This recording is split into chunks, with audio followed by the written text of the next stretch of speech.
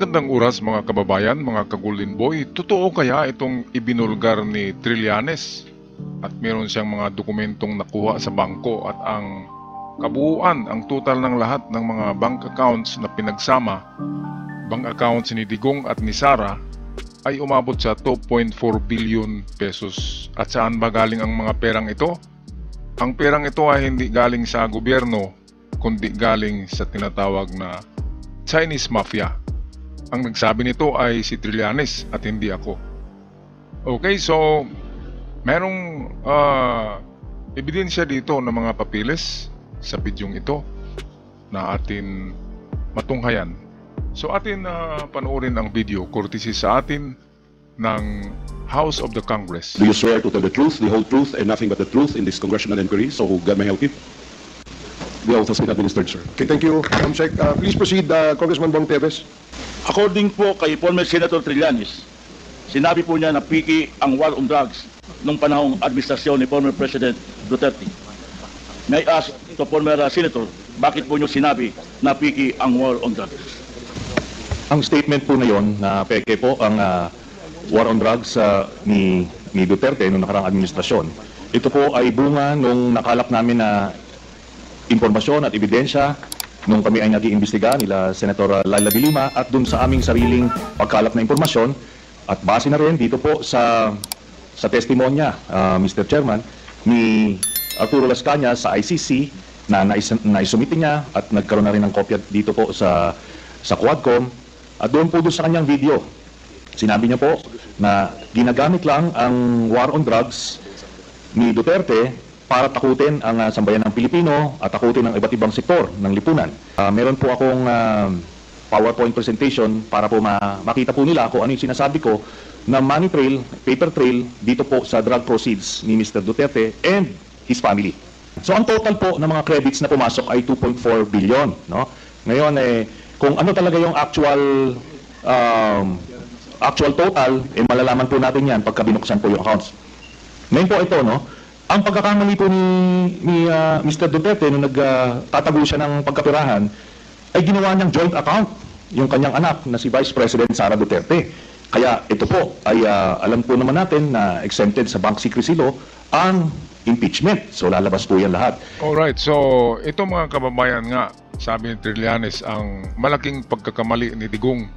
Talagang malaking pagkakamali. Kasi kung wala man lang ma-impeach sa kanilang dalawa ni Sara ay hindi talaga matingnan ito. Ngayon, sa parating na impeachment ay exempted pala ang bank secrecy law. Exempted yan kapag merong i-impeach na government official katulad ni Sara. Ay pwede palang buksan yan. Kaya naku, grabe, no? At talagang I can't wait for July. Kasi July pa daw yan mag-umpisa ang impeachment. Kasi dito pa lamang kapag mabuksan itong mga bank accounts na ito na ang dami-dami sa pangalan ni BP Sara, kapag nabuksan yan, tapos na ang laban, di ba? Ano ba bang itatagal pa ng impeachment? Kung nakikita na marami, di ba? Tapos na. Isang linggo lang tapos na yung impeachment na yan. Kaya napakalaking pagkakamali nga. Nasasabi nga magaling mang ang matching ay naisahan din. Ang unggoy, yung matching, ay napakatalino niyan. Napakatalino man at magaling ang matching ay naiisahan din.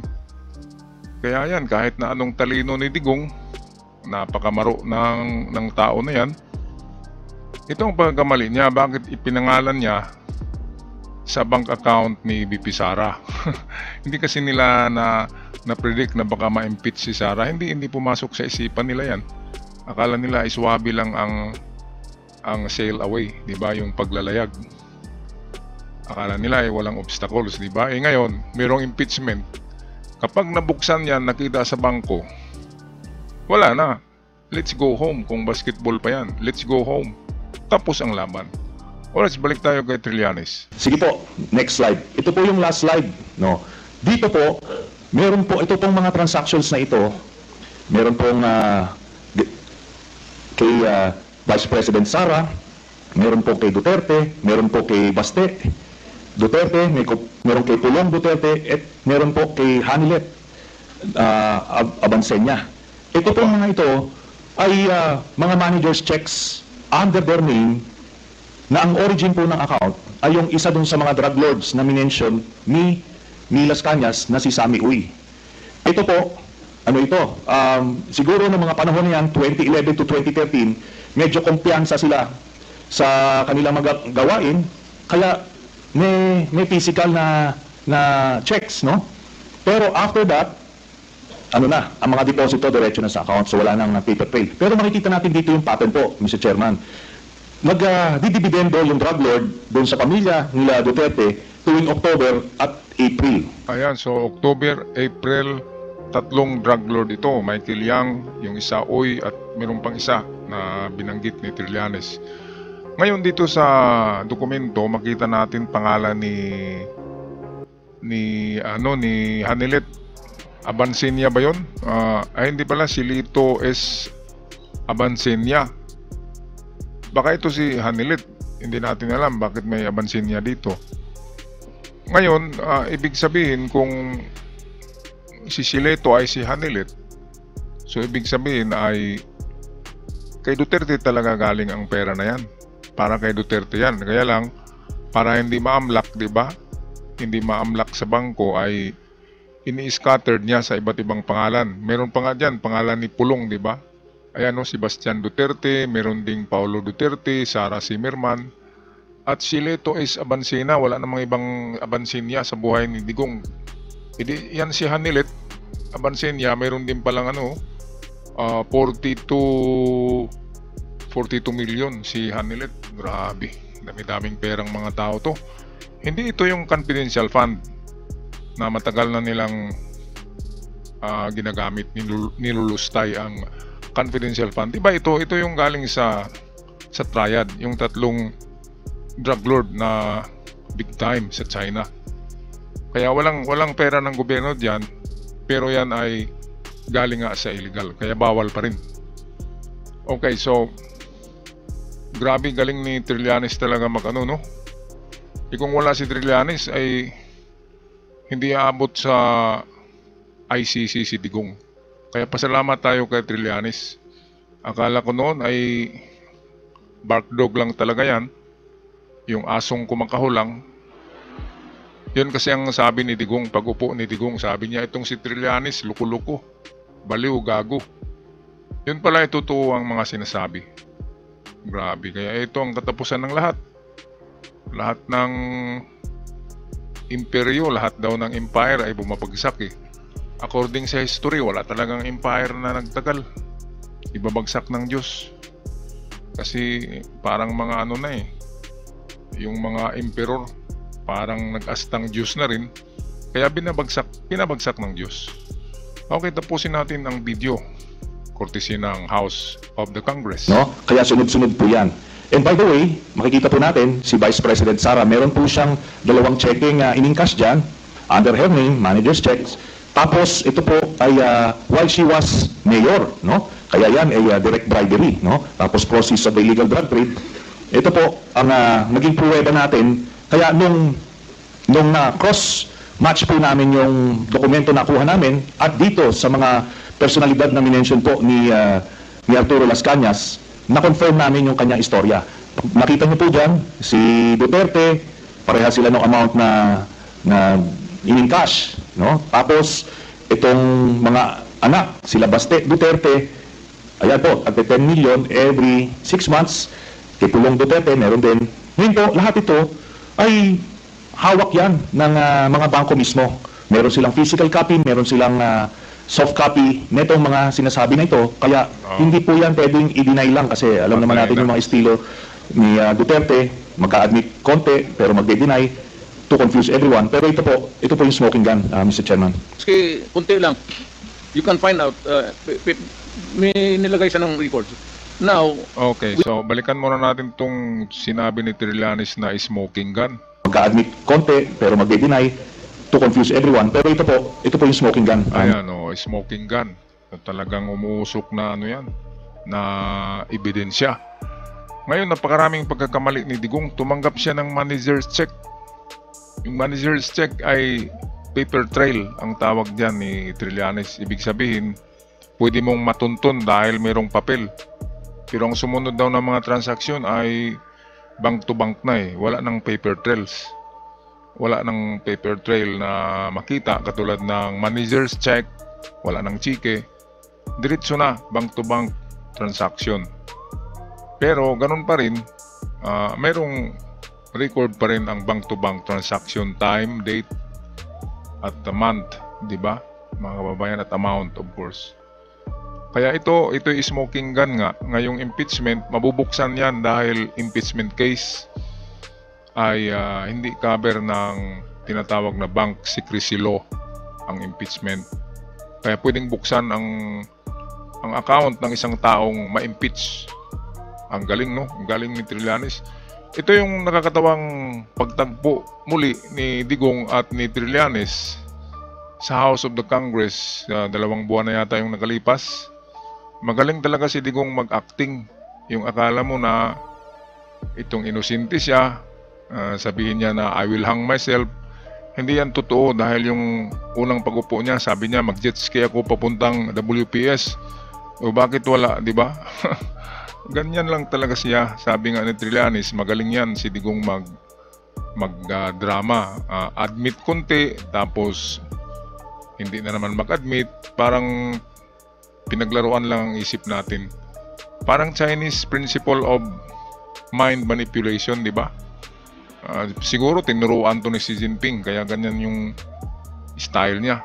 Kaya tuloy parang sabihin natin nag-joke na naman si Digong. Pero hindi yan joke. Yung sabi niya na magbigti siya, yan ay manipulation of mind. Para yung nakarinig niyan ay sasabihin na grabe talaga mag-joke si tatay. Pero hindi yan joke.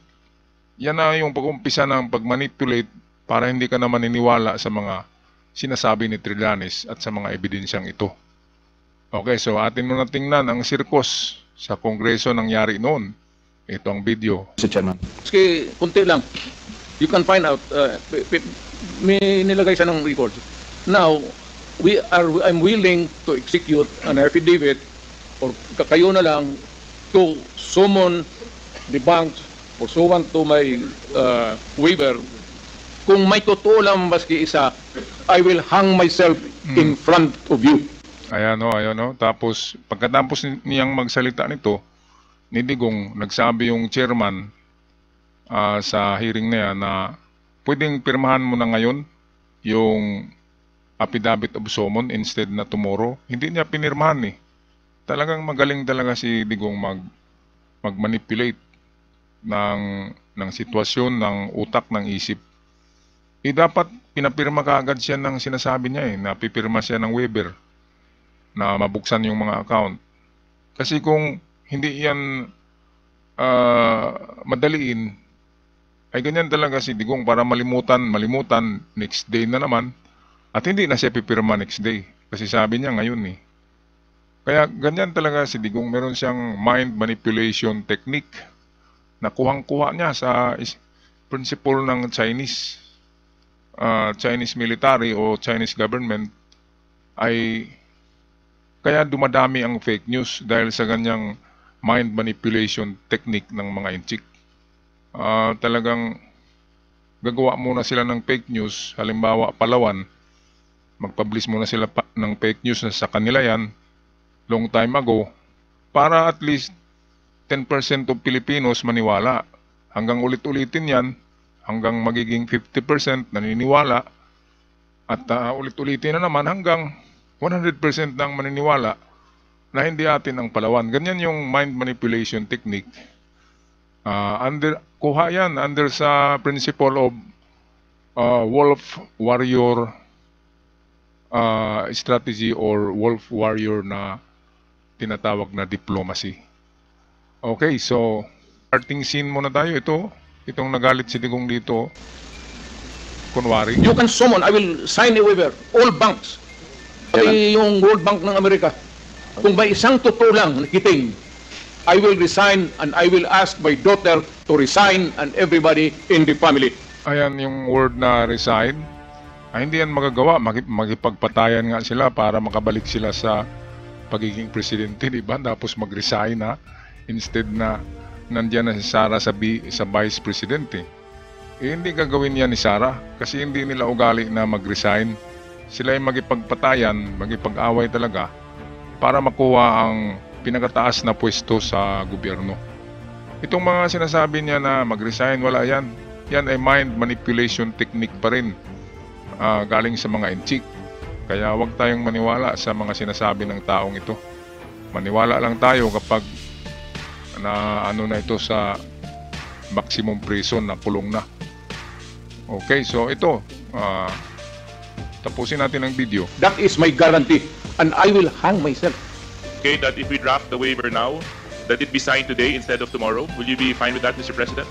Anong kapalit, sir? Hindi. Sampalin ko siya sa publiko. Ayo, di ba, pinapirma na siya. Ngayon nagalit na naman siya. Sabi niya, sampalin muna niya si Trillanes bago siya pipirma. Hindi naman pumayag si Trillanes na sampalin eh. Kaya hindi siya pumirma. Magaling talaga si Digong magpaikot-ikot ng magmanipulate ng utak ng mga tao. Katulad dito, imbis makapirma na siya, sabi niya, sampalin niya si Trillanes. Hindi talaga yan, hindi talaga makapirma kasi ayaw din ni Trillanes na masampal siya, di ba? Okay, so dito na tayo magtapos mga kababayan. Paki-comment sa inyong mga saloobin, sa inyong gustong sabihin sa ating comment section down below. At sa ating mga avid followers, maraming salamat. At sa mga bago pa lamang nakabisita, huwag kalimutan mag-subscribe. Kung pwede, share our video para marami ang makakaalam. Hanggang sa muli, paalam at ingat ang lahat.